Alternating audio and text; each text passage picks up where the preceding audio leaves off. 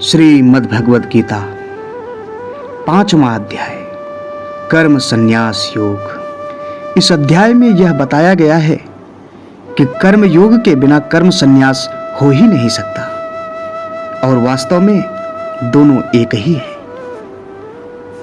अर्जुन बोले, हे कृष्ण, आप कर्मों के त्याग की और साथ ही कर्मों के योग की भी स्तुति करते हैं। आप मुझे निश्चय पूर्वक कहिए कि इन दोनों में से श्रेयस्कर क्या है। श्री भगवान बोले, हे अर्जुन, कर्मों का संन्यास और योग दोनों मोक्ष देने वाले हैं, परंतु इन दोनों में कर्म योग कर्म संन्यास से श्रेष्ठ है। जो मनुष्य किसी से द्वेष नहीं करता और किसी बात की इच्छा नहीं करता, उसे सदा सन्यासी ही मानना चाहिए।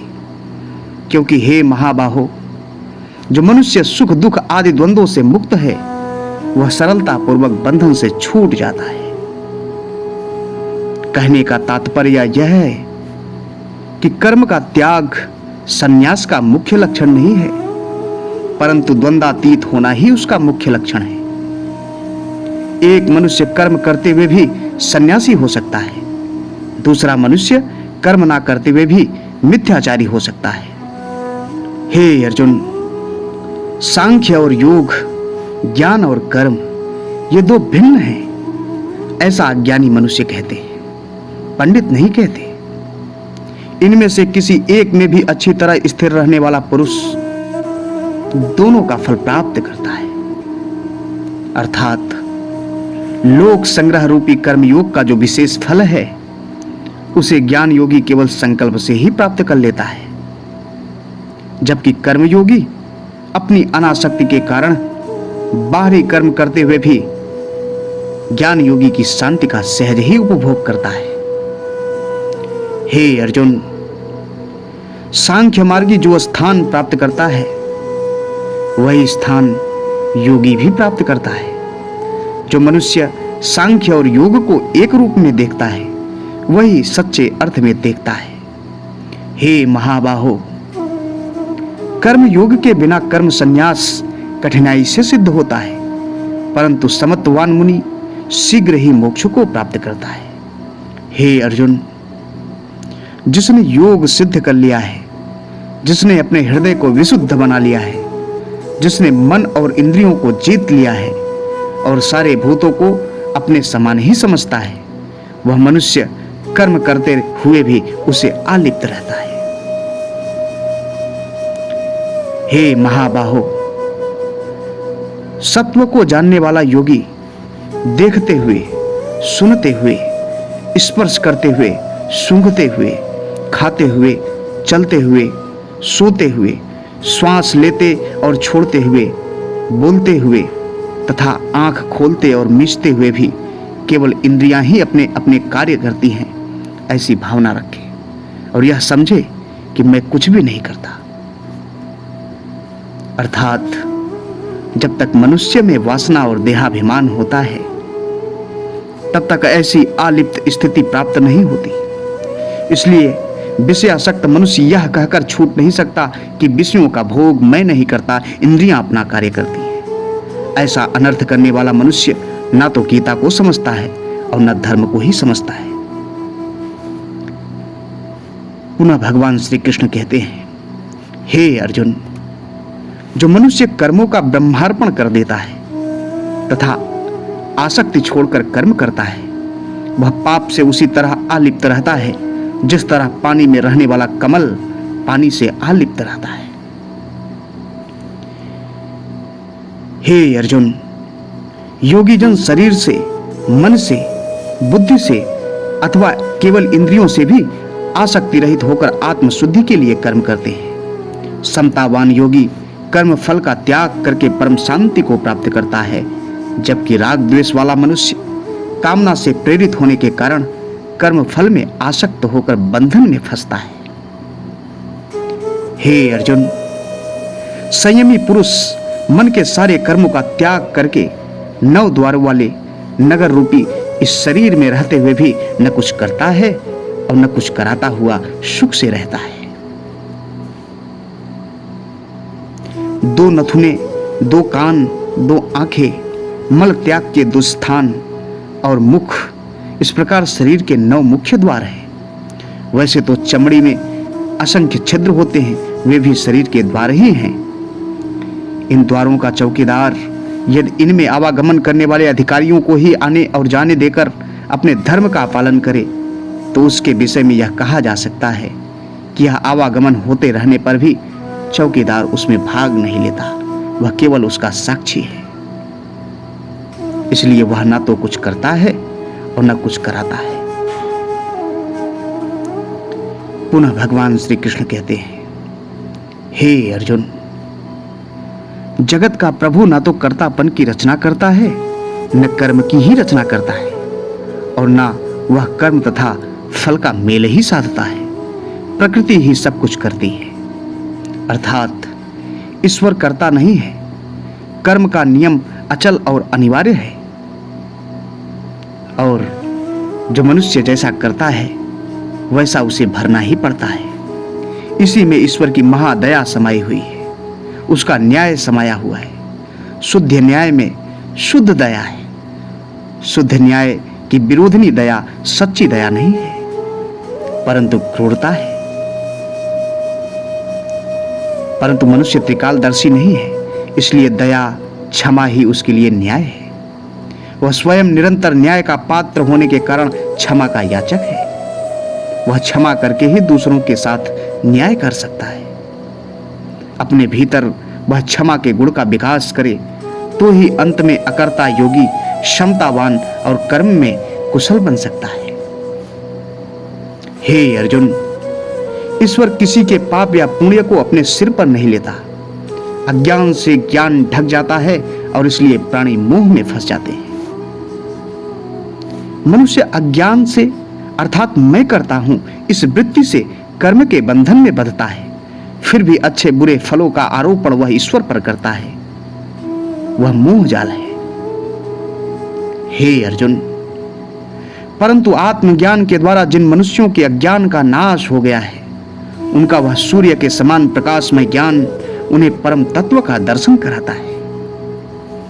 ज्ञान के द्वारा जिनके सब पाप धुल गए हैं, ऐसे ईश्वर का ध्यान धरने वाले, ईश्वरमय बने हुए, उसमें स्थिर रहने वाले तथा उसी को सर्वस्व मानने वाले लोग मोक्ष को प्राप्त करते हैं। हे अर्जुन, विद्वान और विनयवान ब्राह्मण के विषय में या गाय के विषय में, बड़े हाथी के विषय में, कुत्ते के विषय में तथा कुत्ते को खाने वाले चांडाल के विषय में भी ज्ञानी जन समदृष्टि रखते हैं, अर्थात वे किसी प्रकार का भेदभाव रखे बिना आवश्यकता के अनुसार सबकी सेवा करते हैं।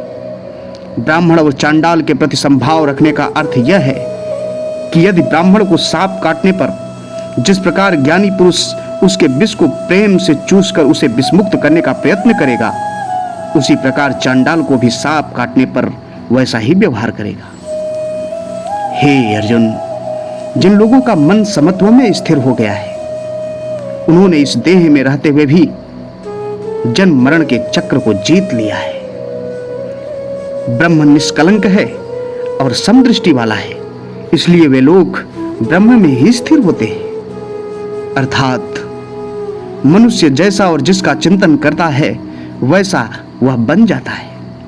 इसलिए समत्व का चिंतन करके निर्दोष बनकर वह समत्व की मूर्ति के समान निर्दोष ब्रह्म को प्राप्त करता है। हे अर्जुन, जिस मनुष्य की बुद्धि स्थिर हो गई है, जिसका मोह नष्ट हो गया है, जो ब्रह्म को जानता है और ब्रह्म में स्थिर होकर रहता है, वह प्रिय को प्राप्त करके सुखी नहीं होता और अप्रिय को प्राप्त करके दुखी नहीं होता। हे अर्जुन, बाह्य विषयों में आसक्ति न रखने वाला पुरुष अंतर में जो आनंद भोगता है, वही अक्षय आनंद उपर्युक्त ब्रह्मपरायण पुरुष अनुभव करता है। कहने का तात्पर्य यह है, जो मनुष्य अंतर्मुख हो गया है वही ईश्वर का साक्षात्कार कर सकता है और वही परम आनंद को भी प्राप्त कर सकता है। विषयों से निवृत्त रहकर कर्म करना और ब्रह्म समाधि में लीन होना, ये दो भिन्न वस्तुएं नहीं हैं, परंतु एक ही वस्तु को देखने की दो दृष्टियां हैं, एक ही सिक्के के दो पहलू हैं। हे अर्जुन, विषयों से उत्पन्न होने वाले भोग अवश्य ही दुख का कारण है। इसलिए हे कौन्तेय, वे आरंभ और अंत वाले होते हैं। समझदार मनुष्य उसमें आनंद नहीं मानता। शरीर छूटे उसके पूर्व जो मनुष्य काम और क्रोध के वेग को इस देह में, इस जन्म में ही पचाने की शक्ति प्राप्त करता है, उसी ने समत्व सिद्ध किया है। वास्तव में वही सुखी है। मृत शरीर के लिए जैसे इच्छा या द्वेष नहीं होता, सुख दुख आदि द्वंद्व नहीं होते, वैसे ही जो मनुष्य जीवित होते हुए भी मृत के समान, जड़ भरत के समान देहातीत रह सकता है, वह इस जगत में जीता हुआ है और वह सच्चे आत्म सुख का अनुभव करता है। पुनः भगवान श्री कृष्ण कहते हैं, हे अर्जुन, जो अंतर का आनंद अनुभव करता है, जिसके अंतर में शांति है, जिसे अंतर्ज्ञान सिद्ध हुआ है, वह योगी ब्रह्म रूप बनकर ब्रह्म निर्वाण को प्राप्त करता है। जिनके पाप नष्ट हो गए हैं, जिनकी शंकाएं और दुविधाएं मिट गई हैं, जिन्होंने मन को वश में कर लिया है और जो प्राणी मात्र के हित में ही संलग्न रहते हैं, ऐसे ऋषि ब्रह्म निर्वाण को प्राप्त करते हैं। हे अर्जुन, जो अपने आप को पहचानते हैं, जिन्होंने काम और क्रोध को जीत लिया है, जिन्होंने मन को वश में कर लिया है, ऐसे यतियों के लिए सर्वत्र ब्रह्म निर्वाण ही है।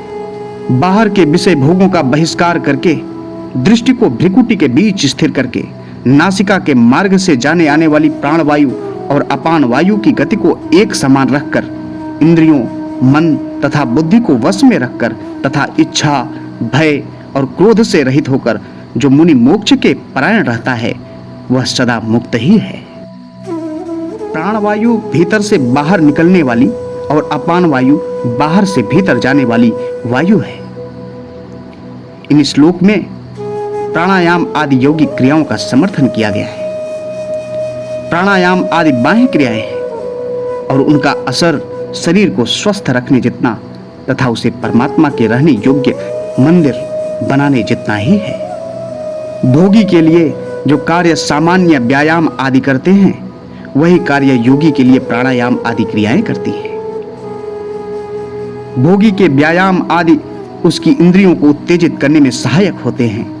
शरीर को निरोग और कठिन बनाते हुए भी प्राणायाम आदि क्रियाएं इंद्रियों को शांत रखने में योगी की सहायता करती है। आज के समय में प्राणायाम आदि विधियां कुछ लोगों को ही आती है और जिन्हें आती भी है, उनमें से भी बहुत थोड़े लोग उनका सदुपयोग करते हैं। जिन लोगों ने इंद्रियों, मन और बुद्धि पर कम से कम प्राथमिक विजय प्राप्त कर ली है, जिन्हें मोक्ष की तीव्र इच्छा है और जिन्होंने राग द्वेष को जीतकर भय को त्याग दिया है, उनके लिए प्राणायाम आदि क्रियाएं अवश्य ही उपयोगी और सहायक सिद्ध होती हैं। आंतरिक शुद्धि के अभाव में प्राणायाम आदि क्रियाएं बंधन का एक साधन बनकर मनुष्य को मोह कूप में अधिक गहरा ले जा सकती हैं और ले भी जाती हैं। अनेक लोगों का ऐसा अनुभव है।